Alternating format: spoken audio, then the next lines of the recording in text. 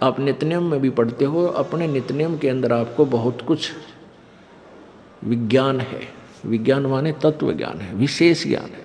और इस ज्ञान को आप केवल एक रूटीन में पढ़ लेते हो कि हमने ये एक पढ़ना है, प्रतिदिन नित्यनेम करना ही करना है, लेकिन एक व्यवस्था बनाकर नहीं इसको प्रतिदिन करना चाहिए। जितनी देर भी इसको सुनो, किसी भी पार्ट को, इसके नित्यनेम का जितना भी बुद्धि मन निश्चल हो तेरा आपका, तो ये विचार करे कि इसमें क्या बोला है मालिक ने अपनी वाणी में, क्या आदेश है तेरे लिए। क्योंकि आप पौन घंटा नित्यनेम करते हो, इसमें ज़्यादा से ज़्यादा आपका मन 20% इस नित्यनेम के अंदर आप 20% ही सुन पाते हो। उस 20% को भी यदि आप विचार करो डेली कि इसमें क्या आदेश है मालिक का, और फिर अपने जीवन को सारा दिन, उस दिन को ऐसे ही सुचारू रखो। क्योंकि आपको घर से निकलने से पहले ये पढ़ा इसलिए जाता है कि आपके साथ रास्ते में कोई निकम्मा भी टकराओगा, कोई गाली देने वाला भी मिलेगा, कोई बुंडा भी बोलेगा, कितने कोई आंट भी लावेगा।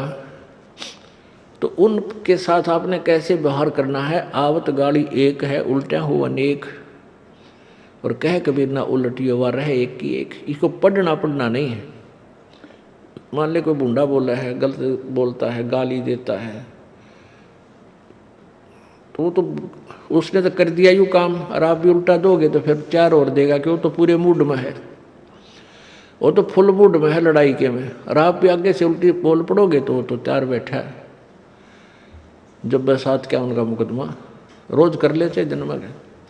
तो कहते परमात्मा आवत गाड़ी एक है, उल्टा हो अनेक, और कह कबीर ना उलटियो रहे एक का एक। और देख आगे कितनी प्यारी बात कही है। गाली ही से उपजे कलह, कष्ट और मौत, मृत्यु तक तो पहुंच जाती है एक छोटी सी गाली। गाली ही से उपजे कलह, कष्ट और मीच, हार चले सो संत है, लाग मरे सो नीच। हम भगत भी हैं, और दूसरा में बुंडा अच्छा बोल रहा है, और उसने मान लिया किसी किस कह दिया, हमने उसका 2 दड़ाक धर दिए, उल्टे भी बोल दिए, फिर वो मारण पर उतारू हो गया, फिर हमने ठोक दिया। हो सकता है आप उसे तगड़े भी हो और अच्छा भी संवार दो, फिर आप में और उसमें कसर के रहेगी।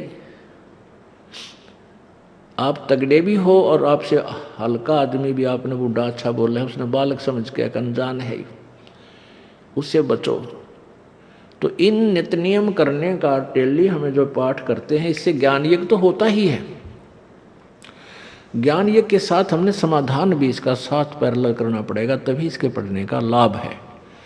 एक लाभ तो हो गया ज्ञान यज्ञ का, और उसके ऊपर अमल हमने किया नहीं, उसका काम फिर सारा बिगड़ गया। तो कहते हैं ये बातें कहन सुन के नहीं भाई, ये कर पाड़न की है।